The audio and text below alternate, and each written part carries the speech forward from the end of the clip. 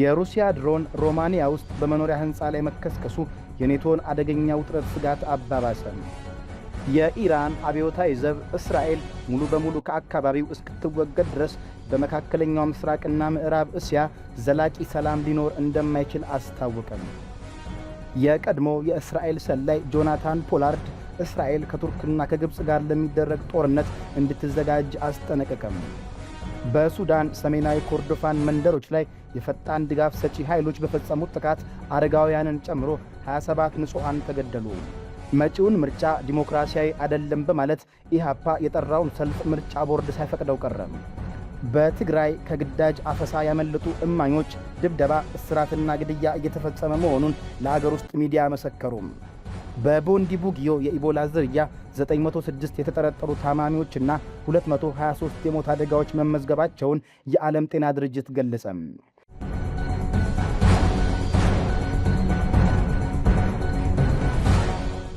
ሰላም ጤና ይስጥልን የቻናላችን ተከታታዮች፣ ይህ ቮይስ ኦፍ ኢትዮጵያ ነው። የሰዓቱን የሀገር ውስጥና የውጭ አጫጭር ዜናዎች ከዚህ ሰዓት ጀምሮ ወደ እናንተ የምናደርስ ይሆናል። ለቻናላችን አዲስ የሆናችሁ ሰብስክራይብ በማድረግ ቤተሰብ እንድትሆኑ እንጋብዛለን።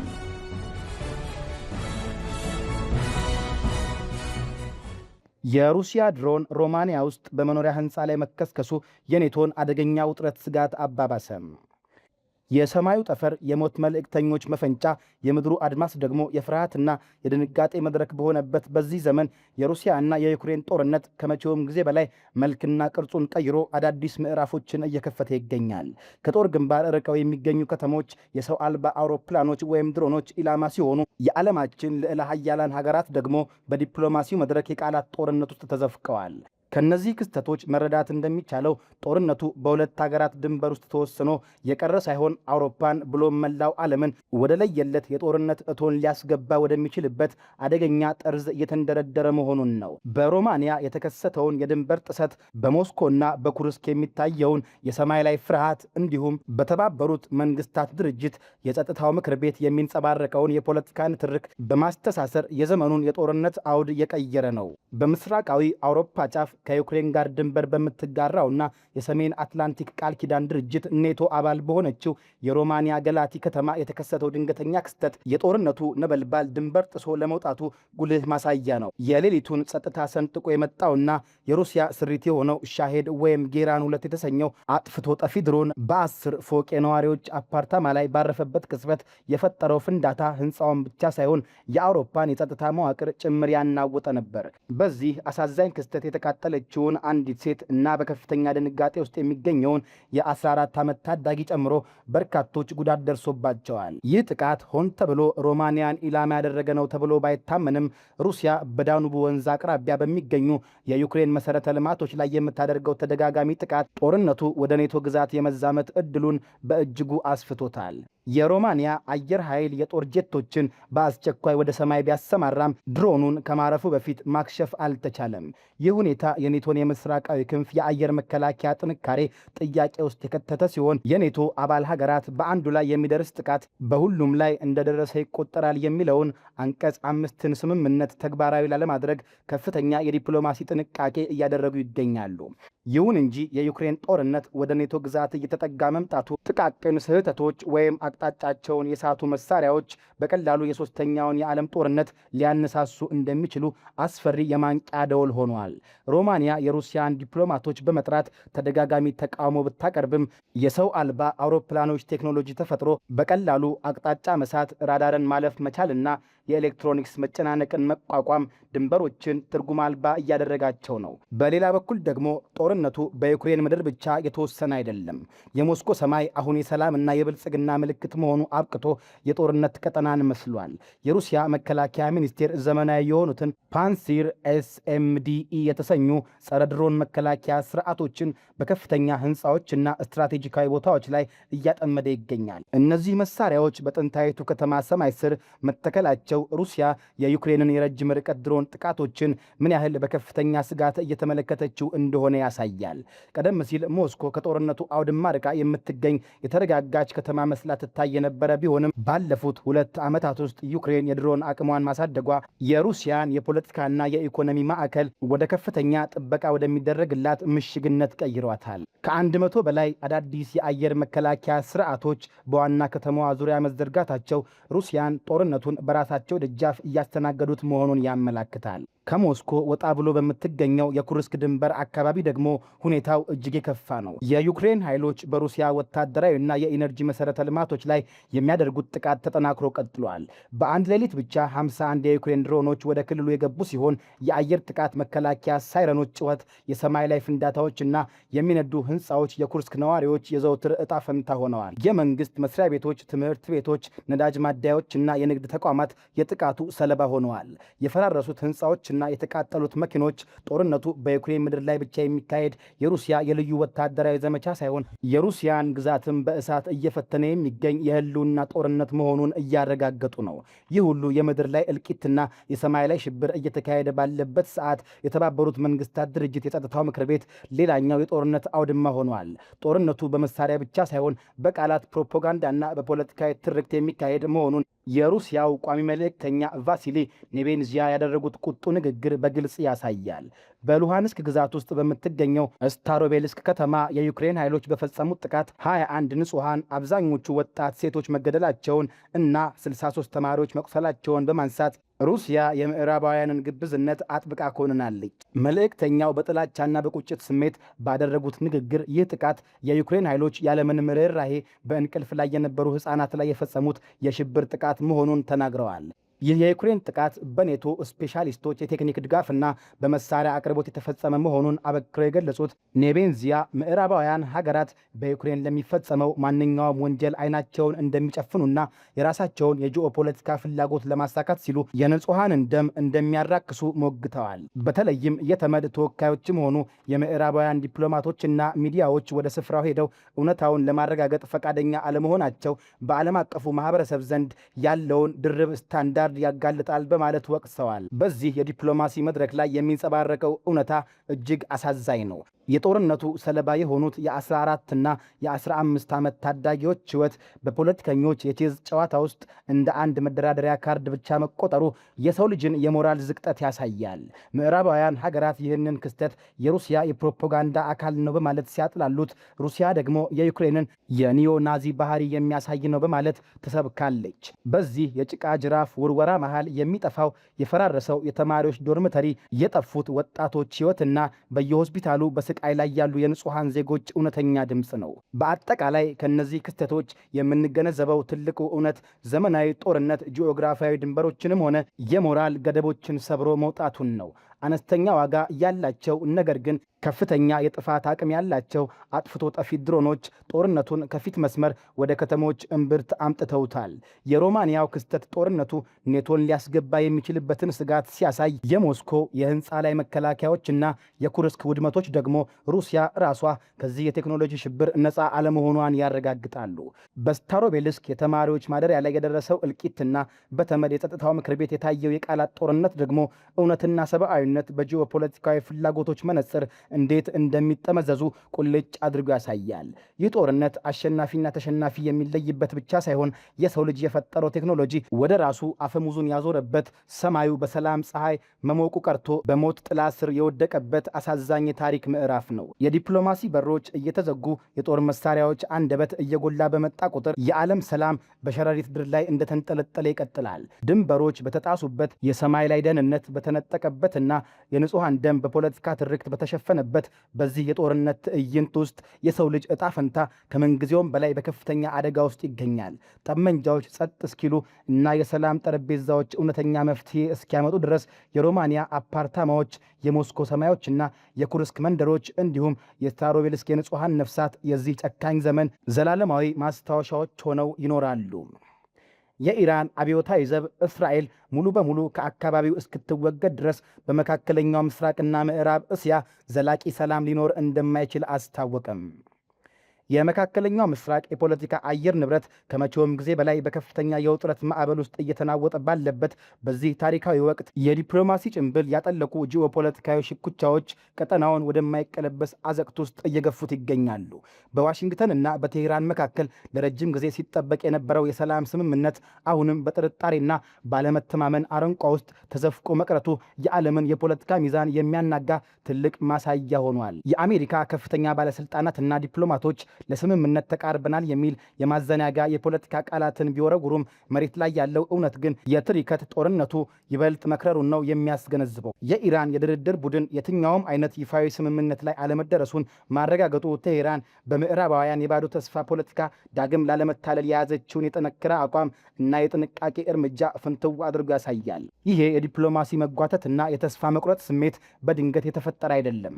ይልቁንም ስረ መሰረቱ በመካከለኛው ምስራቅ ከሚታየው የፍትህ መጓደልና የምዕራባውያን ድርብ መለኪያ ጋር በጥብቅ የተቆራኘ ነው። አሜሪካ በአንድ በኩል የሰላም እርግብ መስላ ለመታየት ጥረት ብታደርግም በሌላ በኩል ግን ዋነኛ አጋሯ የሆነችው እስራኤል በቀጠናው የምትፈጽመውን ወታደራዊ እርምጃ ያለ ገደብ በጦር መሳሪያና በፖለቲካዊ ከለላ መደገፏን ቀጥላለች። በቅርቡ በጋዛ ሰርጥ ውስጥ ከፍተኛ የሐማስ ወታደራዊ ክንፍ አመራር የሆኑት ሞሐመድ ኦዴህና ቤተሰቦቻቸው እንዲሁም ሌላ አዛዥ በተፈጸመባቸው የአየር ጥቃት ሕይወታቸው ማለፉ ይህንን የምዕራባውያንን ግብዝነት በግልጽ ያጋለጠ ክስተት ነው። አንድን ሉዓላዊና የነጻነት ተጋድሎ የሚያደርግን ሕዝብ መሪዎችንና ንጹሐን ልጆችን ኢላማ ያደረገ ጥቃት እየተፈጸመ ሰላም ይመጣል ብሎ ማሰብ የዋህነት ነው። የኢራን እስላማዊ አብዮታዊ ዘብ IRGC ይህንን አረመናዊና ሕፃናትን ገዳይ ያለውን እርምጃ በጽኑ በማውገዝ ይህ ስርዓት እስካልተወገደ ድረስ በቀጠናው ሰላምና ደህንነት ሊታሰብ እንደማይችል ማሳወቁ ቴሄራን ለተገፉ ህዝቦች ያላትን ሞራላዊ አጋርነትና ለፍትህ የቆመች መሆኗን የሚያንጸባርቅ እርምጃ ነው። በዚህ እጅግ በተወሳሰበ የፖለቲካ ትርምስ ውስጥ የውጥረት ማዕከሉ ከጋዛ ፍርስራሾች ተነስተው ወደ ስትራቴጂካዊ የሆርሙዝ ባህረ ሰላጤና የፋርስ ባህረ ሰላጤ ውሃዎች መዛመቱ አልቀረም። ይሄ የውሃ ላይ ኮሪደር የዓለም ነዳጅና የንግድ ደም ስር ከመሆኑም ባሻገር ለኢራን የብሔራዊ ደህንነትና የሉዓላዊነት መገለጫዋ ነው። በቅርቡ በዚህ ቀጠና የተስተዋሉት ወታደራዊ ትንኮሳዎች ቀጠናውን በበላይነት ለመቆጣጠር የሚደረገውን የውጭ ኃይሎች ጣልቃ ገብነት ያሳያል። የኢራን አየር መከላከያ ኃይሎች እጅግ ምስጢራዊና ስትራቴጂካዊ ጠቀሜታ ባለው የቡሸር የኒውክሌር ማብለያ ጣቢያ አቅራቢያ 5 የአሜሪካ ሰው አልባ አውሮፕላኖችን ወይም ድሮኖችን መትተው መጣላቸውን መገለጹ የኢራንን ብሔራዊ ደህንነት የማስጠበቅ የነቃ ዝግጁነትን ያረጋግጣል። ምንም እንኳ አሜሪካ ይህንን ክስተት ለማስተባበልና ጉዳዩን ለማድበስበስ ብትሞክርም ባዕድ ሀገር ድረስ ዘልቆ በመግባት የሌላውን ሀገር ምስጢራዊ የኒውክሌርና የጦር ተቋማት ለመሰለል የሚደረግ ማንኛውም አይነት የድሮን በረራ ግልጽ የሆነ የሉዓላዊነት ጥሰት ነው። ማንኛውም ሀገር የራሷን ሰማይና ወሳኝ ተቋማት ከባዕድ የስለላ አይኖች የመጠበቅ የተፈጥሮ መብት አላት። ኢራንም ያደረገችው ይህንኑ ሉዓላዊ መብቷን ማስከበር ብቻ ነው። ከዚህም ባሻገር የሆርሙዝ ባህረ ሰላጤን ደህንነት ለማረጋገጥ የሚደረገው ጥረት የውጥረቱ ሌላኛው መገለጫ ሆኗል። የኢራን ባህር ኃይል አስቀድመው ፈቃድ ሳያገኙና ከባህር ደህንነት አስተባባሪዎች ጋር ተገቢውን የሬዲዮ ግንኙነት ሳያደርጉ በድንበሯ አቅራቢያ ለማለፍ በሞከሩ አጠራጣሪ የንግድና የነዳጅ ጫኝ መርከቦች ላይ የማስጠንቀቂያ ተኩስ መክፈቱ ሕጋዊና መደበኛ የሆነ የባህር ላይ ቁጥጥር አካል ነው። ዓለም አቀፍ የባህር ላይ ሕጎች የጠረፍ ሀገራት በግዛታቸው የሚያልፉ መርከቦችን ማንነት የማጣራትና ደህንነታቸውን የማረጋገጥ ስልጣን ይሰጣቸዋል። ነገር ግን የምዕራባውያን ሚዲያዎች ይህንን መደበኛ የጸጥታ ማስከበር ስራ እንደ ትንኮሳና የዓለም ንግድ ስጋት አድርገው በማራገብ የኢራንን ገጽታ ለማጠልሸት ከፍተኛ የፕሮፓጋንዳ ዘመቻ ከፍተዋል። መርከቦቹ የክትትል ስርዓታቸውን አጥፍተው በስውር ለማለፍ መሞከራቸው ራሱ በውስጣቸው ሊይዙት የሚችሉትን አደገኛ ዕቃ ወይም የስለላ ተልዕኮ አመላካች በመሆኑ የኢራን እርምጃ ፍጹም ጥንቃቄ የተሞላበት መከላከያ እንጂ ማጥቃት አይደለም። የውጭ ኃይሎች በፋርስ ባህረ ሰላጤ የሚያደርጉት ያልተገባ ወታደራዊ ክምችትና በየዕለቱ የሚሰነዘረው ማስፈራሪያ ኢራን ራሷን ለመከላከል የሚያስችላትን ጡንቻ እንድታፈረጥም አስገዳጅ ሁኔታ ፈጥሮባታል።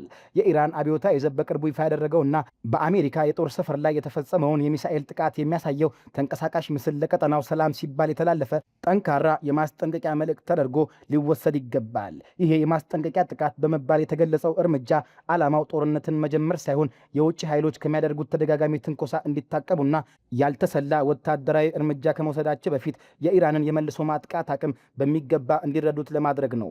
አሜሪካና አጋሮቿ የፖለቲካና ወታደራዊ ከለላ እየሰጡ የንጹሐን እልቂት ሲፈጸም ዞር ብለው እንደማያዩት ሁሉ ኢራንም የራሷን ደህንነትና የቀጠናውን ነጻነት ለማስጠበቅ ወደ ኋላ እንደማትል በተግባር እያሳየች ነው። በአሁኑ ወቅት በመካከለኛው ምስራቅ የሚታየው ይህ የተወሳሰበ የፖለቲካና ወታደራዊ ትርምስ መነሻው ምዕራባውያን ሀገራት ቀጠናውን በበላይነት ለመቆጣጠርና የራሳቸውን ፍላጎት ብቻ በሌሎች ሉዓላዊ ሀገራት ላይ ለመጫን የሚያደርጉት ያረጀ የጂኦፖለቲካዊ አካሄድ ነው። አሜሪካ በድርድር ጠረጴዛ ላይ ሰላም እያለች መሬት ላይ ግን የጦር መሳሪያ ስታቀርብና የሉዓላዊ ሀገራትን ሰማይ ስትጥስ የኢራን ምላሽ የህልውና የነጻነትና የሞራል ግዴታን የመወጣት እርምጃ መሆኑ ሊካድ የማይችል ሀቅ ነው። እውነተኛ የሰላም ስምምነት ሊመጣ የሚችለው የውጭ ኃይሎች ከፋርስ ባህረ ሰላጤ ጉዳይ እጃቸውን ሲያወጡ የኢራን ሉዓላዊነትና የደህንነት ስጋት በዓለም አቀፉ ማህበረሰብ እኩል እውቅና ሲሰጠው እንዲሁም ለዓመታት ሲፈጸም የቆየው የንጹሐን ጭፍጨፋና መፈናቀል እውነተኛ የፍትህ መፍትሄ ሲያገኝ ብቻ ነው። እስከዚያው ድረስ ግን ቴሄራን የምታደርገው የጸጥታ ማጠናከር፣ የሚሳኤል ሙከራዎችና የባህር ላይ ቁጥጥሮች ማዕበል በበዛበት የዓለም ፖለቲካ ውስጥ መርከቧን በሰላም ለማሻገር የምታደርገው የተፈጥሯዊ ራስን የመከላከል ትግል አካል ሆነው ይቀጥላሉ። አሁን ያለው ዓለም አቀፋዊ ትርክት የቱን ያህል ሚዛን የሳተ ቢሆንም ታሪክ ግን የነጻነትና የሉዓላዊነትን እውነተኛ ዋጋ በተጨባጭ መዝግቦ ማለፉ አይቀርም። የቀድሞ የእስራኤል ሰላይ ጆናታን ፖላርድ እስራኤል ከቱርክና ከግብፅ ጋር ለሚደረግ ጦርነት እንድትዘጋጅ አስጠነቀቀም። በመካከለኛው ምስራቅ ሰማይ ስር የሚንቀሳቀሱት የጂኦፖለቲካ ደመናዎች ይበልጥ እየጠቆሩና የበረታ ማዕበል ቅድመ ምልክቶችን እያሳዩ ይገኛሉ። ይህ ቀጠና ለዘመናት የሀያላን ፍላጎት መጋጫና የርዕዮተ ዓለም ጦርነት መድረክ ሆኖ የቆየ ቢሆንም አሁን ላይ ግን አሮጌዎቹ ቁስሎች አዳዲስና ይበልጥ አደገኛ በሆኑ ስትራቴጂካዊ ፍጥጫዎች እየተተኩ መሆናቸውን የቅርብ ጊዜ ሁነቶች ያመለክታሉ። የቀድሞ የእስራኤልና የአሜሪካ ሰላይ ጆናታን ፖላርድ ያስተላለፈው አስገራሚ ስልታዊ ትንበያና የኢራን እስላማዊ አብዮታዊ ጥበቃ ኃይል የሰጠው ጠንካራ መግለጫ በአካባቢው ላይ እያንዣበበ ያለውን ታላቅ ማዕበል ፍንጭ የሚሰጡ ናቸው። ፖላርድ በሰጠው ጥልቅ አስተያየት እስራኤል አሁን ካለችበት የውስጥና የውጭ ፍጥጫ ባሻገር የወደፊት ዕጣ ፈንታዋ ከቱርክና ከግብፅ ጋር ወደሚደረግ ቀጥተኛ ጦርነት ሊያመራ እንደሚችል ያስጠነቅቃል። ይህ ግምት በቀላሉ የሚታይ አይደለም። በተለይም ከግብፅ ጋር ለአስርተ ዓመታት የዘለቀው ቀዝቃዛ ሰላም በጋዛ ጦርነት ሳቢያ እየተገዳደረ ባለበትና ከቱርክ ጋር ያለው ዲፕሎማሲያዊ ግንኙነት ሙሉ በሙሉ በሻከረበት በዚህ ወቅት ቱርክ እንደ ቀጠናዊ ኃይልና የሰሜን አትላንቲክ ቃል ኪዳን ድርጅት ወይም ኔቶ አባልነቷ እስራኤልን እንደ ትልቅ ስጋት መመልከቷን የአንካራው መሪ ረሲብ ጣይብ ኤርዶሃን የእስራኤልን መንግስት ህልውና የሚገዳደሩ ንግግሮችን ማዘውተራቸው የፖላንድን ማዕበሉ እየመጣ ነው የሚለውን ስጋት እውን ሊያደርገው የሚችል መሰረት ያለው ይመስላል። ጦርነቱ ከውክልና ኃይሎች አልፎ ወደ ትላልቅ መንግስታዊ ተዋናያን ቀጥተኛ ግጭት ሊሸጋገር እንደሚችል የሚጠቁመው ይህ ትንበያ በቀጠናው ያለው የደህንነት ስሌት ምን ያህል ተለዋዋጭና አደገኛ መሆኑን ያሳያል። በሌላ በኩል ደግሞ የኢራን አብዮታዊ ዘብ ያወጣው መግለጫ የችግሩን አጠቃላይ ስፋትና ጥልቀት ይበልጥ ግልጽ ያደርገዋል። ተቋሙ በጋዛ እየተካሄደ ያለውን የአየር ድብደባና የሐማስ ከፍተኛ አመራሮችን ግድያ አጥብቆ ያወገዘ ሲሆን በመካከለኛው ምስራቅ ዘላቂ ሰላምና መረጋጋት ሊመጣ የሚችለው የእስራኤል ስርዓት ሙሉ በሙሉ ሲወገድ ብቻ እንደሆነ ይገልጻል። ይህ አይነቱ ግትርና መካከለኛ ስምምነትን የማይቀበል አቋም በቀጠናው የሚገኙ ተቃራኒ ኃይሎች እርስ በእርስ ያላቸውን ግንኙነት እንዴት ወደ ህልውና ጦርነት እንደቀየሩት ትልቅ ማሳያ ነው። የእስራኤል የታለመ ግድያ ስልት የጠላቶቿን ቁርጠኝነት ይበልጥ እንደሚያጠነክረውና የጥላቻና የፍጥጫውን አዙሪት ይበልጥ እንደሚያሰፋው የኢራን ወታደራዊ አመራሮች ንግግሮች ያመለክታሉ። በተጨማሪም ከምዕራባውያን በተለይም ከአሜሪካ የሚቀርቡ የሰላም እቅዶችን እንደ ዶናልድ ትራምፕ አይነት መሪዎች ያቀረቧቸውን ጥረቶች ጭምር እንደ ውጤት አልባና በኃይልና በጫና ላይ የተገነቡ አድርጎ መፈረጅ የተለመደ ሆኗል። ይህ የሚያሳየው ውጫዊ የሰላም እቅዶች በአካባቢው ተጨባጭ ሁኔታ ላይ ያላቸው ተቀባይነት ምን ያህል እየቀነሰ እንደመጣና በቀጠናው ያሉ ኃይሎች የራሳቸውን ወታደራዊ የበላይነት ለማረጋገጥ ምርጫ ማድረጋቸውን ነው። ይህንን ሁሉ ስንደምረው የመካከለኛው ምስራቅ ጂኦፖለቲካዊ መልክዓ ምድር ወደ አዲስና ይበልጥ አስፈሪ ምዕራፍ እየተሸጋገረ መሆኑን እንረዳለን። ዲፕሎማሲያዊ መድረኮች በጦርነት ጩኸትና በኃይል ማሳያ ወታደራዊ ሰልፎች እየተተኩ ባሉበት በዚህ ወቅት ሰላማዊ መፍትሄዎች ከማንኛውም ጊዜ በላይ የራቁ ይመስላሉ። የፖላርድ ስጋትና የኢራን የማያወላውል ማስጠንቀቂያ የሚያሳዩት ቀጣዩ ምዕራፍ ከቀደሙት ይበልጥ ሰፊና በርካታ ሀገራትን የሚስቡ ትልቅ ቀውስ ሊሆኑ እንደሚችል ነው። በመሆኑም በመካከለኛው ምስራቅ ላይ እያንዣበበ ያለው ማዕበል የርዕዮተ ዓለምና የወታደራዊ ኃይል ትንቅንቅ ውጤት ሲሆን መጪው ጊዜ በቀጠናው ላሉ ሕዝቦችና ለመላው ዓለም ደህንነት ትልቅ ፈተና መሆኑ የማይቀር ነው። በሱዳን ሰሜን ኮርዶፋን መንደሮች ላይ የፈጣን ድጋፍ ሰጪ ኃይሎች በፈጸሙት ጥቃት አረጋውያንን ጨምሮ 27 ንጹሐን ተገደሉ። በሱዳን ሰሜን ኮርዶፋን ግዛት ውስጥ በሚገኙ ጸጥታ የሰፈነባቸው መንደሮች ላይ ፈጣን ድጋፍ ሰጪ ኃይሎች በከፈቱት ድንገተኛና አሰቃቂ ጥቃት አዛውንቶችን ጨምሮ የ27 ንጹሐን ዜጎች ሕይወት በአሳዛኝ ሁኔታ ማለፉን የሱዳን ሐኪሞች መረብ አርብ ዕለት ባወጣው መግለጫ አስታውቋል። ይሄ ልብ የሚሰብር የጥቃት ክስተት የተፈጸመው የእስልምና እምነት ተከታዮች ታላቁን የኢድ አል አድሃ በዓል ሁለተኛ ቀን በማክበር ላይ በነበሩበት ወቅት መሆኑ የድርጊቱን አሰቃቂነትና የሰብአዊነት እጦት ይበልጥ ጎልቶ እንዲታይ አድርጎታል። ጥቃቱ ያነጣጠረው ከባራ ከተማ በስተምዕራብ በሚገኘው የአልማራ አካባቢ በሚገኙ መንደሮች ላይ ሲሆን ይህ ስፍራ ከማንኛውም ወታደራዊ እንቅስቃሴ ነፃ የሆነና ንጹሐን ዜጎች ብቻ የሚኖሩበት መሆኑ ተረጋግጧል። የሱዳን ሐኪሞች መረብ ባወጣው ዝርዝር መግለጫ ላይ አጽንኦት ሰጥቶ እንዳብራራው ፈጣን ድጋፍ ሰጪ ኃይሎች በአካባቢው በሚገኙ በርካታ መንደሮች ላይ ሆን ብለው ያነጣጠረ ጥቃት ፈጽመዋል። ይህ ማናቸውንም ወታደራዊ ኢላማ ያላደረገና ትጥቅ በሌላቸው ሰላማዊ ዜጎች ላይ የተሰነዘረ ርኅራኄ የጎደለው ጥቃት 27 ንጹሐንን ለሞት ዳርጓል። መረቡ ይህንን ድርጊት ትጥቅ ያልታጠቁ ንጹሐን ዜጎችን ኢላማ ያደረገ አዲስ ወንጀል ሲል በጽኑ ኮንኖታል። አክሎም በመንደሮችና በሰላማዊ መኖሪያ አካባቢዎች ላይ የሚፈጸም ጥቃት እንዲሁም የዜጎችን ሕይወት በግፍ መቀማት ዓለም አቀፍ የሰብአዊ መብት ሕጎችን እንዲሁም በንጹሐን ላይ ጥቃት መሰንዘርን የሚከለክሉ ዓለም አቀፋዊ እሴቶችንና ስምምነቶችን በግልጽ የሚጥስ አሳፋሪ ድርጊት ነው ሲል አስረግጦ ተናግረዋል። ይሄ አሳዛኝ ክስተት በሱዳን እየተባባሰ ለመጣው ቀውስ ተጨማሪ ማሳያ መሆኑን የጠቆመው የሐኪሞች መረብ በመንደሮችና ጸጥታ በሰፈነባቸው የመኖሪያ አካባቢዎች ላይ የሚሰነዘሩ ተከታታይ ጥቃቶች በሱዳን እየታየ ያለውን የከፋ የሰብአዊ ቀውስና ችግር ይበልጥ እንዲባባስ ከፍተኛ አስተዋጽኦ እያደረጉ መሆኑን በማንሳት አስጠንቅቋል። የእነዚህ ተደጋጋሚ ጥቃቶች መዘዝ የሰው ልጅን ስቃይ ከማስፋት ባለፈ የዜጎችን የመተዳደሪያ ምንጭ በቅጽበት በማውደም ሕዝቡን ለከፋ ችግር እያጋለጠው ይገኛል። ከዚህም ባሻገር ጥቃቶቹ ከቤት ንብረታቸው ተፈናቅለው የሚሰደዱ ዜጎችን ቁጥር በከፍተኛ ፍጥነት እንዲጨምር እያደረገ መሆኑ በመግለጫው በሰፊው ተብራርተዋል። ይህንን ዘግናኝ የሰብአዊ መብት ጥሰት ተከትሎ የሱዳን ሐኪሞች መረብ የዓለም አቀፉ ማህበረሰብ፣ የሰብአዊ መብት ተሟጋቾች እንዲሁም የረድኤት ድርጅቶች አፋጣኝ እርምጃ እንዲወስዱ ጥብቅ ጥሪ አቅርበዋል። እነዚህ አካላት ይህንን ግልጽ የህግ ጥሰት በጽኑ እንዲያወግዙ፣ የንጹሐን ዜጎችን ደህንነት ለመጠበቅ የሚያስችሉ አስቸኳይ እርምጃዎችን ወደ ተግባር እንዲለውጡ እና የፈጣን ድጋፍ ሰጪ ኃይሎች አመራሮች በሰላማዊ ዜጎች ላይ የሚያደርሱትን ጥቃትና የህግ ጥሰት እንዲያቆሙ ተገቢውን ጫና በመፍጠር በመኖሪያ አካባቢዎች ላይ የሚፈጸመውን ተደጋጋሚ ጥቃቶች ለማስቆም በጋራ እንዲሰሩ ተማጽነዋል። የዚህ ሁሉ መከራና የንጹሐን እልቂት መነሻ የሆነው ቀድሞ የሱዳን ብሔራዊ ጦር አካል በነበረው ፈጣን ድጋፍ ሰጪ ኃይል እና አሁን ባለው የሱዳን ጦር መካከል ከሚያዝያ 15 2023 እንደ አውሮፓውያኑ አቆጣጠር ጀምሮ የተቀሰቀሰውና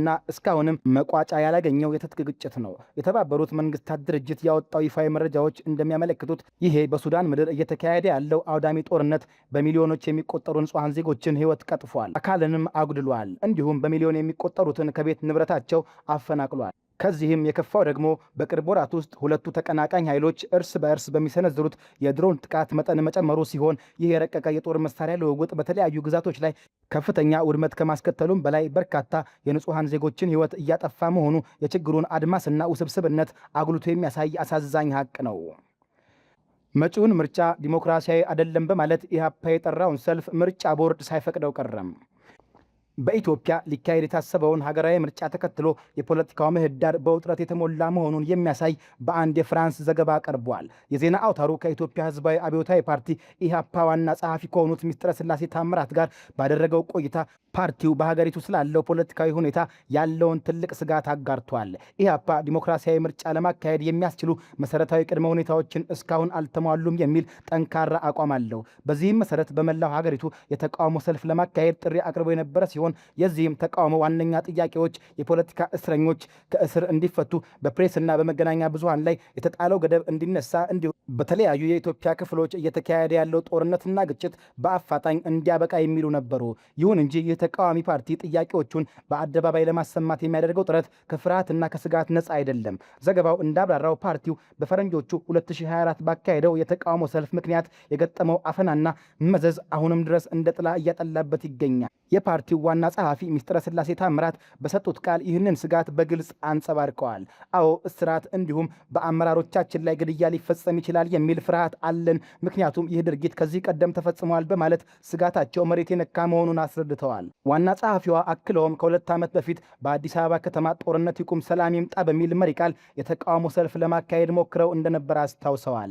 ነገር ግን የዚያን ጊዜው የመንግስት ምላሽ የፓርቲውን አመራሮች ማሰርና አዋሽ አርባ ወደ ተባለ ስፍራ መውሰድ ነበር። ይህን ስፍራ ሲገልጹት መደበኛ ላልሆነ እስር የተገነባ ወታደራዊ ካምፕ መሆኑን ጠቅሰው በዚያ የነበረውን ሁኔታ በምድር ላይ ያለ ሲኦል በማለት የደረሰባቸውን እንግልት አሰቃቂነት ገልጸውታል። በዚህ መራራ ልምድ የተነሳ አሁንም በአዲስ አበባና በሌሎች ከተሞች የተቃውሞ ሰልፍ ለማድረግ ሲዘጋጁ የከፋ ነገር ሊደርስብን ይችላል ብለው እንደሚጠብቁ ተናግረዋል። በአንጻሩ የኢትዮጵያ መንግስት አቋም ከዚህ የተለየ ነው። መንግስት መጪው ምርጫ ነጻ፣ ፍትሐዊና ዲሞክራሲያዊ እንደሚሆን በተደጋጋሚ እያረጋገጠ ይገኛል። ለመጪው ምርጫ በይፋ ከተመዘገቡት 47 ተቃዋሚ ፓርቲዎች መካከል ኢህአፓ አንዱ መሆኑም መንግስት እንደ ማሳያ ያቀርበዋል። ሆኖም ይህ ቃለ ምልልስ ከተካሄደ በኋላ ኢህአፓ አቅዶት የነበረውን ሀገር አቀፍ የተቃውሞ ሰልፍ ለጊዜው ያራዘመ ሲሆን ይህ የተራዘመ ሰልፍ ወደፊት ስለማካሄድ አለማካሄድ በይፋ ያረጋገጠው ነገር የለም። ይህ ሁኔታ በሀገሪቱ የፖለቲካ ምህዳር ውስጥ ያለውን አለመተማመን፣ የተቃዋሚ ፓርቲዎችን ስጋት እንዲሁም በመንግስትና በተቃዋሚዎች መካከል ያለውን ሰፊ የሀሳብ ልዩነት ፍንትው አድርጎ የሚያሳይ ነው። በትግራይ ከግዳጅ አፈሳ ያመለጡ እማኞች ድብደባ፣ እስራትና ግድያ እየተፈጸመ መሆኑን ለሀገር ውስጥ ሚዲያ መሰከሩ። ከሰሜኑ የሀገሪቱ ክፍል የጦርነቱ ደመና ሙሉ በሙሉ ገፈፈ ተብሎ ተስፋ በተደረገበት በዚህ ወቅት በትግራይ ክልል አዲስ የፍርሃት ድባብና የግዳጅ አፈሳ ማዕበል ንጹሐንን በተለይም ወጣቶችን ክፉኛ እያናወጠ ይገኛል። የሰላም አየር ይነፍሳል ተብሎ በሚጠበቅበት ምድር ከየመንገዱና ከስራ ገበታቸው በድንገት እየታፈሱ ወደ ወታደራዊ ማሰልጠኛ የሚጋዙ ዜጎች ልብ የሚሰብር ሰቆቃ የዕለት ተዕለት ክስተት ሆኗል። ይህንኑ የሰብአዊ መብት ጥሰት በቅርበት የተመለከቱትና ራሳቸውም የዚሁ አፈሳ ሰለባ ሆነው ለጥቂት ያመለጡ የአይን እማኞች በክልሉ ስለሚፈጸመው እስር፣ ርኅራኄ የጎደለው ድብደባና እስከ ሕይወት ማጥፋት የሚደርስ ዘግናኝ እርምጃ በከባድ ሐዘን ይተርካሉ። የዕለት ጉርስን ለመሸፈን በንግድ ሥራ ላይ ተሰማርቶ የነበረ አንድ የአይን እማኝ ጸጥ ባለ የሻይ ቤት ውስጥ ከጓደኞቹ ጋር እያወጋ ባለበት ቅጽበት ያልተጠበቀው መዓት እንደወረደበት ያስታውሳል። መሳሪያ በታጠቁ የክልሉ ሰራዊት አባላት የተከበቡት እነዚህ ወጣቶች የተሰጣቸውን የእስር ትዕዛዝ አንቀበልም በማለታቸው ብቻ ከባድ ድብደባ አስተናግደዋል። ይሄ የአይን እማኝ በግዳጅ ከተያዙ ሌሎች በርካታ ዜጎች ጋር በጭነት መኪናዎች ተግዞ ወታደራዊ ማሰልጠኛ ውስጥ እንዲገባ ተደርጓል። በማሰልጠኛ ውስጥ የነበረው ቆይታ የሰብአዊ ክብር የተገፈፈበት ነበር። በመቶዎች የሚቆጠሩና እስከ 50 ዓመት ዕድሜ የሚደርሱ ሰዎች በግዳጅ ጸጉራቸውን ተላጭተው በቂ ምግብ ሳይሰጣቸው ጠላት ሊወረን ነው፣ አዲስ የዘር ማጥፋት ሊፈጸምብን ነው በሚል የስነ ልቦና ጫናና የጦርነት ቅስቀሳ ውስጥ እንዲያልፉ ተገደዋል። ይሄ የአይን እማኝ ከዚህ የሰቆቃ ማዕበል ማምለጥ የቻለው ቤተሰቦቹ ለካምፑ ጠባቂ ከፍተኛ መጠን ያለው የገንዘብ ጉቦ ከከፈሉ በኋላ ሲሆን ነፃነቱን ለማግኘትም በጅብ በተሞላ የጨለማ መንገድ ለሰዓታት በእግሩ ለመጓዝ ተገዷል። አሁን ላይ የንግድ ስራውን እርግፍ አድርጎ ትቶ በፍርሃት ተሸሽጎ ይገኛል። የአፈሳው መረብ የከተማውን ነዋሪ ብቻ ሳይሆን የገጠሩንም አርሶ አደርና ላብ አደር በእጅጉ ያዳረሰ ነው። በርካታ ቤተሰቦችን በማስተዳደር ኃላፊነት ላይ ወድቆ ወርቅ በማውጣት ስራ ላይ ተሰማርቶ የነበረ ሌላኛው የአይን እማኝ የደረሰበትን የግዳጅ እገታ በህመም ያስታውሳል። እርሱን ጨምሮ በመቶዎች የሚቆጠሩ ሰራተኞች በስራ ገበታቸው ላይ እንዳሉ በታጠቁ ኃይሎች ተከበው በጭነት መኪና ተወስደዋል። ይሄ የአይን እማኝ ነፍሱን ለማትረፍ መኪናው ፍጥነት ሲቀንስ ዘሎ በማምለጥ ህይወቱን ቢታደገ አብሮ ለማምለጥ የሞከረ ሌላ ወጣት ግን በታጣቂዎቹ በተተኮሰበት ጥይት ህይወቱ ሲያልፍ በአይኑ ተመልክቷል። የግድያውን አሰቃቂነት የሚተርከው ይህ የአይን እማኝ ከእስር ያመለጡ ወጣቶችን መያዝ ሲሳናቸው ወላጆችንና የቤተሰብ አባላትን በማገት በምትክነት ማሰር የተለመደ አሰራር መሆኑን በመግለጽ የድርጊቱን አረመናዊነት ያጋልጣል። የግዳጅ ምልመላው በአደባባይና በስራ ቦታ ብቻ የተገደበ አይደለም። ይልቁንም የሌሊት ጸጥታን የገፈፈ የሽብር ተግባር ሆኗል። ሌላ ተጨማሪ የአይን እማኝ እንደሚያስረዳው ታጣቂዎች የደንብ ልብሳቸውን ለብሰው በሌሊት ቤት ለቤት በመዞር በተለይም ቀደም ሲል ወታደራዊ ተሳትፎ የነበራቸውን ዜጎች ለይተው በማጥናት አፈሳ ያካሂዳሉ። የጎረቤቶቹን መታፈስ በአይኑ የተመለከተው ይህ እማኝ የራሱም ተራ መቼ እንደሚደርስ በስጋት በመዋጡ ከሚስቱና ከትውልድ ቀየው ተለይቶ በሌላ ከተማ በሚገኝ ሆቴል ውስጥ ተደብቆ ለመኖር ተገዷል። በገዛ ሀገሩ እንደ ባዕድ እየተሸሸገ ያለው ይህ እማኝ ሙሉ በሙሉ ከክልሉ በመውጣት ወደ ማዕከላዊ ሀገር ለመሸሽ ቀኑን እየጠበቀ ይገኛል። የአይን እማኞች የሚተርኩት ይህ ሰቆቃ በሰብአዊ መብት ተሟጋቾች ድርጅቶችና በፖለቲካ ተንታኞችም ዘንድ በስፋት እየተስተጋባ ነው። በተለይም አፈሳው ዕድሜያቸው ከ16 ዓመት በታች የሆኑ ታዳጊዎችን ሳይቀር ያካተተ መሆኑ ድርጊቱን የከፋ ዓለም አቀፍ ወንጀል ያደርገዋል። በገጠር ቀበሌዎች ይበልጥ የተጠናከረው ይህ የግዳጅ ምልመላ በክልሉ የፖለቲካ አመራሮች ላይ ከተፈጠረው የቅርብ ጊዜ ለውጥና የቀድሞ መሪዎች ወደ ስልጣን መመለስ ጋር ተያይዞ በይፋና በማናለብኝነት እየተፈጸመ መሆኑ ይነገራል። እነዚህ ከሞት ከእስርና ከድብደባ አፈትልከው የወጡ የአይን እማኞች የሚነግሩን እውነት አንድ ነው። ይኸውም የትግራይ ወጣት ከጦርነቱ ማግስት ወደ ሰላማዊ ኑሮ ከመመለስ ይልቅ በማይታወቅ የፖለቲካ ትርምስ ውስጥ ዳግም መሳሪያ እንዲያነሳ እየተገደደ መሆኑን ነው። አፈሳው ዜጎችን ከማንገላታት አልፎ በምትክነት ቤተሰቡን እስከ ማሰር እና ለማምለጥ የሚሞክሩትን እስከ መግደል የደረሰ ፍጹም የሰብአዊ መብት ጥሰት መሆኑን የእማኞቹ ቃል ሕያው ማስረጃዎች ናቸው። በቡንዲ ቡግዮ የኢቦላ ዝርያ 906 የተጠረጠሩ ታማሚዎችና 223 የሞት አደጋዎች መመዝገባቸውን የዓለም ጤና ድርጅት ገለጸ። ዓለም አቀፉ የጤና ድርጅት WHO አርብ ዕለት ባወጣው አሳሳቢ መግለጫ በዲሞክራቲክ ሪፐብሊክ ኮንጎ እጅግ አደገኛ የሆነው የቡንዲ ቡግዮ የኢቦላ ቫይረስ ዝርያ ወረርሽኝ መከሰቱንና በአሁኑ ወቅት 906 በበሽታው መያዛቸው የተጠረጠሩ ሰዎች መኖራቸውን ይፋ አድርጓል። ድርጅቱ አክሎም ከነዚህ ተጠርጣሪ ታማሚዎች መካከል የ223 ሰዎች ሕይወት ማለፉንና ይህም በምርመራ ላይ እንደሚገኝ አስታውቋል። ይሄ የቡንዲ ቡግዮ የኢቦላ ቫይረስ ዝርያ ወረርሽኝ በዲሞክራቲክ ሪፐብሊክ ኮንጎ አሁንም እየተስፋፋ የሚገኝ ሲሆን የጎረቤት ሀገር የሆነችው ኡጋንዳም የዚህ በሽታ ስጋትና ተጠቂ ሆናለች። በዲሞክራቲክ ሪፐብሊክ ኮንጎ ብቻ ቫይረሱ በደማቸው ውስጥ መገኘቱ በላቦራቶሪ የተረጋገጠ 125 ሰዎች ሲኖሩ በኢቱሪ፣ ሰሜን ኪቩና ደቡብ ኪቩ ግዛቶች የ17 ሰዎች ሕይወት በዚህ አሰቃቂ በሽታ ማለፉ ተረጋግጧል። በሽታው ድንበር ተሻግሮ ኡጋንዳም የገባ ሲሆን በሀገሪቱ 7 የተረጋገጡ የኢቦላ ታማሚዎች ተገኝተዋል። ከነዚህ 7 ታማሚዎች መካከል 3ቱ ከዲሞክራቲክ ሪፐብሊክ ኮንጎ ወደ ኡጋንዳ የገቡ መሆናቸው ሲታወቅ የአንድ ሰው ሕይወትም አልፏል። ይሁን እንጂ በኡጋንዳ ውስጥ በሽታው ከሰው ወደ ሰው በማህበረሰብ ውስጥ እየተሰራጨ መሆኑን የሚያሳይ ምንም አይነት ሪፖርት እስካሁን አለመኖሩ የዓለም ጤና ድርጅት መግለጫ አብራርቷል። የዓለም ጤና ድርጅት የጤና ድንገተኛ አደጋዎች ፕሮግራም አካል በሆነው የከፍተኛ ስጋት አምጪ ተዋሲያን ቡድን ውስጥ የሚሰሩት አናይስ ሌጋንድ እንደገለጹት በበሽታው መያዛቸው ከተረጋገጡ ሰዎች መካከል የሞት መጠኑ ከ30 በመቶ እስከ 50 በመቶ ደርሷል። ባለሙያ የሁኔታውን አስከፊነት ሲያስረዱ ይህ እጅግ ከፍተኛና አስደንጋጭ አሃዝ ነው። ትርጉሙም በበሽታው ከሚያዙ 10 ሰዎች መካከል እስከ 5ቱ ሊሞቱ ይችላሉ ማለት ነው በማለት የበሽታውን ገዳይነት አጉልቶ አሳይተዋል። ሆኖም ይህ የሞት ምጣኔ መረጃ የመጀመሪያ ደረጃ መሆኑንና ተጨማሪ ጥልቅ ምርመራና ማጣራት እንደሚፈልግ የጠቆሙት ባለሙያዋ ታማሚዎች ፈጣንና የቅድሚያ የሕክምና ክትትል ማግኘት ከቻሉ ይህንን ከፍተኛ የሞት ምጣኔ በእጅጉ መቀነስ እንደሚቻል አመላክተዋል። የዚህን ወረርሽኝ አደገኛነት ይበልጥ አሳሳቢ የሚያደርገው ሌላው ትልቁ ጉዳይ የሕክምና እጦት መሆኑ ነው።